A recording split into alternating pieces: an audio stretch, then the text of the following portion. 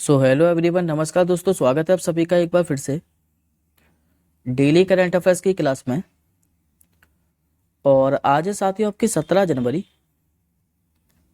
और आज हम 17 जनवरी से बनने वाले जितने भी मोस्ट इंपॉर्टेंट करंट अफेयर्स के क्वेश्चन बने इन सभी प्रश्नों को हम इस क्लास के अंदर डिस्कस करेंगे। तो चलिए सबसे पहले हम लोग 16 जनवरी के करंट अफेयर्स को रिवीजन कर लेते हैं, जो कि हम लोगों ने लास्ट क्लास में पढ़े थे। उसके बाद हम आज के क्वेश्चनों को कवर करेंगे। लास्ट क्लास में मैंने आपको पढ़ाया था अभी 15 जनवरी 2024 को 76वां जो सेना दिवस समारोह है ये कहाँ पर आयोजित किया जाएगा। तो ये साथियों उत्तर प्रदेश के लखनऊ के अंदर। और ये दूसरी बार है जब सेना दिवस समारोह नई दिल्ली के बाहर आयोजित किया गया है। पहली बार कहाँ पर किया गया था तो कर्नाटक के बेंगलुरु में। अभी कौन सी राज्य सरकार एक वन्यजीव बचाव और पुनर्वास केंद्र स्थापित करेगी? तो ये करने वाली तमिलनाडु सरकार। तीसरा क्वेश्चन हमने पढ़ा था कि दूसरा जो अंतर्राष्ट्रीय आयुष सम्मेलन है और प्रदर्शनी इसका आयोजन कहाँ पर किया गया है? तो यूएई के दुबई शहर के अंदर। अभी मलेशिया ओपन बैडमिंटन 2024 का खिताब किसने जीता है? तो ये जीता है साथियों चीन की नंबर 1 बैडमिंटन जोड़ी लियांग बेई किंग और वांग चांग ने। जबकि इसने हराया किसको है, यानी कि रनर अप कौन रहे थे? तो भारत की नंबर 1 बैडमिंटन जोड़ी सात्विक साईराज रैंकी रेड्डी और चिराग शेट्टी। अभी किस राष्ट्रीय राजमार्ग पर भारत के पहले स्टील स्लैग रोड खंड का उद्घाटन किया गया है? तो ये नेशनल हाईवे 66 पर, जो कि महाराष्ट्र और गोवा के बीच में है। अभी सोन मार्च ने क्रिकेट के सभी फॉर्मेट से संन्यास की घोषणा कर दी है। इनका संबंध किस देश से था? तो ऑस्ट्रेलिया से। 15 जनवरी 2024 को माघ बिहू महोत्सव ये किस राज्य में मनाया गया है? तो असम के अंदर। दक्षिण भारत का एक प्रमुख त्योहार जिसका नाम है पोंगल, ये किस माह में मनाया जाता है? तो जनवरी महीने के अंदर। और विशेष रूप से साथियों ये जो पोंगल फेस्टिवल है ये तमिलनाडु राज्य में मनाया जाता है। 16 जनवरी से वर्ल्ड इकोनॉमिक फोरम की 54वीं बैठक कहाँ पर शुरू हुई है? तो स्विट्जरलैंड के दावोस के अंदर। और ये कब तक चलेगी? तो 20 जनवरी तक।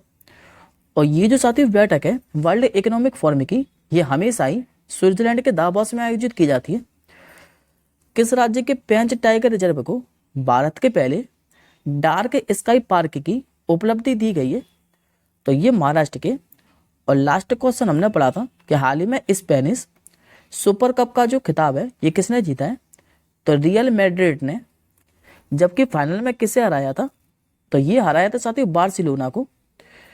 और ये जो साथियों रियल मैड्रिड है इसका ओवरऑल ये 13वां खिताब था स्पेनिश सुपर कप का। लेकिन अगर आपसे पूछे कि स्पेनिश सुपर कप जीतने वाली सबसे सफल टीम कौन रही है?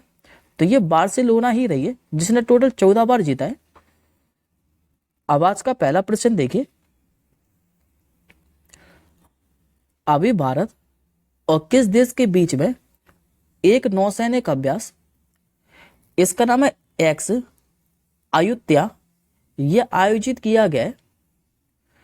तो ये साथियों भारत और थाईलैंड के बीच में। करेक्ट आंसर होगा आपका ऑप्शन नंबर ए। अब इस अभ्यास के बारे में आगे समझ लेते हैं। देखिए साथियों ये पहला द्विपक्षीय समुद्री अभ्यास है जिसे एक्स अयुत्या नाम दिया गया है, जो कि दो सबसे पुराने शहर, एक तो भारत का अयोध्या और दूसरा थाईलैंड के अयुत्या से लिया गया है। अभ्यास कब से लेकर कब तक आयोजित किया है? तो 20 से लेकर 23 दिसंबर 2023 तक। जबकि इसमें भारत की तरफ से किसने पार्टिसिपेट किया है? तो स्वदेशी रूप से निर्मित भारतीय नौसैनिक जहाज पुलिस और AINLCU 56 ने इसमें पार्टिसिपेट किया है। इससे पहले ही द्विपक्षीय अभ्यास के साथ ही भारत थाईलैंड समन्वित जो गश्ती है, यानी कि इंडो थाई कॉर्बेट, इसका 36वां संस्करण भी आयोजित किया गया था। हाल ही में अमेरिका की एरोस्पेस कंपनी जिसका नाम है बोइंग, इसने भारत में अपना पहला वितरण केंद्र यानी कि डिस्ट्रीब्यूशन सेंटर ये कहाँ पर खोला है? ये खोला है साथियों उत्तर प्रदेश के अंदर। सही आंसर हो जाएगा आपको ऑप्शन नंबर ए। और यही साथियों उत्तर प्रदेश के भी किस शहर में खोला है? तो उत्तर प्रदेश के खुर्जा के अंदर। ये 36,000 वर्ग फुट में फैला हुआ है और ये वैश्विक स्तर पर ओवरऑल 8वां केंद्र है। अच्छा, इसका उद्देश्य क्या है? तो ये जो गोदाम है ये भारतीय ग्राहकों की स्पेयर पार्ट्स की आवश्यकता को पूरा करने के लिए, जिससे यात्री विमानों के रख रखाव और मरम्मत की जा सके। बात करें बोइंग कंपनी के बारे में, तो इसकी स्थापना हुई थी 15 जुलाई 1916 को। मुख्यालय देखने को मिलेगा संयुक्त राज्य अमेरिका के शिकागो के अंदर। और इसके फाउंडर कौन है? तो विलियम बोइंग। अगले क्वेश्चन की ओर बढ़ते हैं। हाल ही में जासूसी उपग्रह जिसका नाम है ऑप्टिकल 8, इसका सफल प्रक्षेपण किसने किया है? ये किया गया साथियों जापान के द्वारा। करेक्ट आंसर हो जाएगा ऑप्शन नंबर बी। देखिए साथियों, जो ऑप्टिकल 8 उपग्रह है इसे दक्षिण पश्चिम जापान के तनेक सीमा अंतरिक्ष केंद्र से लॉन्च किया है। और किस रॉकेट का प्रयोग किया है? तो S2A रॉकेट का। इसका उद्देश्य क्या है? तो इसे जापान ने उत्तर कोरिया में जो सैन्य ठिकाने हैं इन पर नजर रखने और प्राकृतिक आपदाओं पर प्रतिक्रिया में सुधार करने के लिए लॉन्च किया है। बात करें जापान के बारे में, तो ये रहा आपका मैप में जापान। जापान की राजधानी आपकी टोक्यो। जापानी में करेंसी चलती है जापानी येन। और यहाँ के वर्तमान में प्रधानमंत्री कौन है? तो फूमियो किशिदा। अगला क्वेश्चन देखिए। अभी साथियों जो आईसीसी है यानी कि इंटरनेशनल क्रिकेट काउंसिल, इसने दिसंबर महीने के लिए ICC player of the month award की घोषणा कर दी है। और अभी दिसंबर माह के लिए पुरुषों में ICC player of the month award के लिए किसे चुना गया है? तो ये ऑस्ट्रेलिया के कप्तान पैट कमिंग्स को। करेक्ट आंसर होगा आपको ऑप्शन नंबर डी। अगला क्वेश्चन भी इसी से रिलेटेड है और ये साथियों हमारे लिए इंपॉर्टेंट बनेगा, क्योंकि पहली बार ICC women player of the month award ये किसे चुना गया है?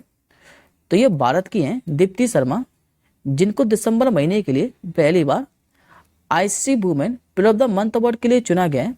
तो आंसर होगा आपको ऑप्शन नंबर ए। अब आज का अगला क्वेश्चन देखिए। अभी साथियों जो फीफा है इसने अभी वर्ष 2023 के लिए अपने पुरस्कारों की घोषणा कर दी है, जिसमें सर्वश्रेष्ठ जो पुरुष खिलाड़ी का पुरस्कार है ये किसे दिया गया है? तो ये मिला है साथियों अर्जेंटीना के फेमस फुटबॉलर लियोनेल मेसी को। करेक्ट आंसर हो जाएगा आपका ऑप्शन नंबर ए। अब इस पुरस्कार के बारे में आगे डिस्कस कर लेते हैं कि सर्वश्रेष्ठ कोच का अवार्ड किसे मिला है या फिर सर्वश्रेष्ठ गोलकीपर का अवार्ड किसे मिला है। पहले पुरुषों में बात कर लेते हैं।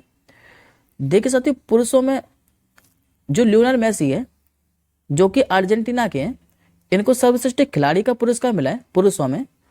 और इन पुरस्कार की घोषणा कब की है? तो 16 जनवरी को लंदन के अंदर। सर्वश्रेष्ठ जो कोच का पुरस्कार मिला है यह पेप गार्डियोला को मिला है, जो कि स्पेन के हैं। सर्वश्रेष्ठ गोलकीपर का अवार्ड किसे मिला है? तो एडरसन को, जो कि ब्राजील के हैं। और फीफा फेयर प्ले अवार्ड ये ब्राजील की राष्ट्रीय टीम को मिला है। अब बात करते हैं महिलाओं के बारे में। तो फीफा के सर्वश्रेष्ठ महिला खिलाड़ी का जो पुरस्कार है ये किसे दिया गया है? ये मिला साथियों स्पेन की एटेना बोनमती को। करेक्ट आंसर हो जाएगा आपको ऑप्शन नंबर ए। अब बाकी के नाम देख लेते हैं। देख, सर्वश्रेष्ठ जो खिलाड़ी का पुरस्कार है ये तो मिला स्पेन की एटेना बोनमती को, जो कि स्पेन की है, मैंने आपको बताया। सर्वश्रेष्ठ जो कोच का पुरस्कार मिला है ये सरीना बिग मैन को मिला है, यह नीदरलैंड की। और सर्वश्रेष्ठ गोलकीपर का अवार्ड किसे मिला है महिला में? तो मैरी अर्क्स को, जो कि है इंग्लैंड के। अब आज का अगला क्वेश्चन देखिए। अभी साथियों जो अंतर्राष्ट्रीय ऊंट महोत्सव है ये कहाँ पर प्रारंभ हुआ है? तो ये हर साल आयोजित किया जाता है अंतर्राष्ट्रीय ऊंट महोत्सव राजस्थान के बीकानेर के अंदर। करेक्ट आंसर हो जाएगा आपको ऑप्शन नंबर सी। और ये साथियों जो बीकानेर क्षेत्र है ये अपने ऊंटों के लिए ही प्रसिद्ध है। इस महोत्सव में स्थानीय कलाकारों के द्वारा अपनी संस्कृति का प्रदर्शन किया जाता है। और इसके साथ ये 3 फेस्टिवल और याद रखिएगा, जिसमें से आपने पुष्कर मेला तो कई बार सुना होगा, जो कि राजस्थान के पुष्कर में आयोजित किया जाता है। दूसरा इसमें बाणेश्वर मेला, ये राजस्थान के डूंगरपुर में आयोजित किया जाता है। और जबकि जो हाथी महोत्सव है, यह आयोजित किया जाता है राजस्थान के जयपुर में। अगला क्वेश्चन देखिए, हाल ही में MSCI इमर्जिंग मार्केट्स इंडेक्स में भारत कौन से स्थान मिला है, यानी कि उभरते हुए बाजार में। तो भारत रहा साथी इस बार दूसरे स्थान पर। सही उत्तर हो जाएगा ऑप्शन नंबर बी। और यदि आपसे पूछे कि भारत ने किस देश को पीछे छोड़ दिया है, तो साथी भारत ने ताइवान को पीछे छोड़ दिया है। पहले स्थान पर कौन सा देश रहा है, तो पहले स्थान पर रहा आपका चीन, और अब दूसरे स्थान पर अपना भारत आ गया है। अगला क्वेश्चन देखिए,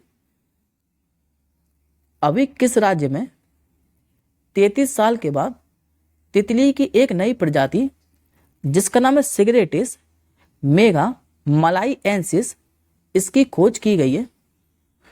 ये की गई साथी तमिलनाडु के अंदर। करेक्ट आंसर हो जाएगा आपको ऑप्शन नंबर बी। अब इस क्वेश्चन के बारे में आगे समझ लेते हैं। देखिए साथी, जो तमिलनाडु के शोधकर्ता हैं, इन्होंने 33 साल के बाद सिल्वर लाइन तितली की नई प्रजाति की खोज की है। और कहाँ पर, तो तमिलनाडु के श्री विल्लुपुतुर मेघामलाई टाइगर रिजर्व के अंदर। इसे नाम दिया गया है सिगरेटिस मेघामलाइएंसिस। ये रही आपके सामने इमेज में। और इस खोज के साथ ही पश्चिमी घाट में तितलियों की जो संख्या है, ये 337 प्रजातियों तक बढ़ जाएगी, जिसमें 40 पश्चिमी घाट स्थानीय तितली भी शामिल है। बात करें तमिलनाडु के बारे में, तो मुख्यमंत्री आपके MK स्टालिन, और राज्यपाल कौन है, तो RN रवि। अगले क्वेश्चन की ओर बढ़ते हैं। अभी ऑपरेशन जो अमृत है, ये किस राज्य में शुरू किया गया है। ये शुरू हुआ साथियों अभी केरल के अंदर। सही आंसर हो जाएगा आपको ऑप्शन नंबर सी। देखिए साथियों, केरल का जो औषधि नियंत्रण विभाग है, इसने राज्य में एंटीबायोटिक दुरुपयोग को नियंत्रण करने के लिए ऑपरेशन अमृत शुरू किया है। और इस पहल के तहत लोग क्या है कि बिना प्रिस्क्रिप्शन के एंटीबायोटिक बेचने वाली जो फार्मेसी हैं, इनकी जानकारी औषधि नियंत्रण विभाग को देंगे। और बात करें साथियों एंटीबायोटिक के साइड इफेक्ट के बारे में, तो इसके साइड इफेक्ट क्या क्या है, तो जैसे एसिडिटी बढ़ना, लूज मोशन होना, शॉक आना, किडनी फेल होना, या फिर डायरिया होना, ये एंटीबायोटिक के साइड इफेक्ट हैं। बात करें केरल के बारे में, तो मुख्यमंत्री कौन है, तो पिनराई विजयन। और राज्यपाल कौन है यहाँ के, तो ये साथियों आरिफ मोहम्मद खान। आज का आपका आखिरी क्वेश्चन है, अभी गांधी ए लाइफ इन 3 कैपेंस नामक जो पुस्तक है, ये किसने लिखी है। तो इस पुस्तक का साथियों जो विमोचन है, ये अजीत डोभाल साहब ने किया है नई दिल्ली के अंदर। लेकिन इसको लिखा किसके द्वारा है, तो MJ अकबर के द्वारा। करेक्ट आंसर हो जाएगा आपको ऑप्शन नंबर बी। और जो नाम साथियों ऑप्शन नंबर ए में लिखा है, जनरल मनोज मुकुंद नरवाने, ये 28वें नंबर के भारतीय थल सेना के प्रमुख थे। और इनके द्वारा भी अभी एक पुस्तक लिखी गई थी, जो कि मैंने आपको पढ़ाई थी, 4 स्टार ऑफ ए डेस्टिनी। ये पुस्तक किसके द्वारा लिखी गई थी, तो जनरल मनोज मुकुंद नरवाने के द्वारा। आज का आपका क्वेश्चन ऑफ द डे, अभी 13 जनवरी को डॉक्टर प्रभा अत्रे का 92 वर्ष की आयु में निधन हो गया है। ये इनमें से कौन थी, और ये भी बताइएगा साथियों कि इनको किस वर्ष पद्म भूषण पुरस्कार से सम्मानित किया गया था, क्योंकि इनको तीनों पद्म पुरस्कार से सम्मानित किया जा चुका है। बाकी के 2 मैं आपको बता देता हूँ। इनको 1990 में दिया गया था पद्मश्री पुरस्कार, जबकि 2022 के अंदर इनको पद्म विभूषण पुरस्कार से भी सम्मानित किया जा चुका है। आप लोग ये बताइएगा कि इनको पद्म भूषण पुरस्कार से कब सम्मानित किया गया था। हम जल्दी मिलेंगे नेक्स्ट क्लास के साथ ही, तब तक के लिए जय हिंद, वंदे मातरम।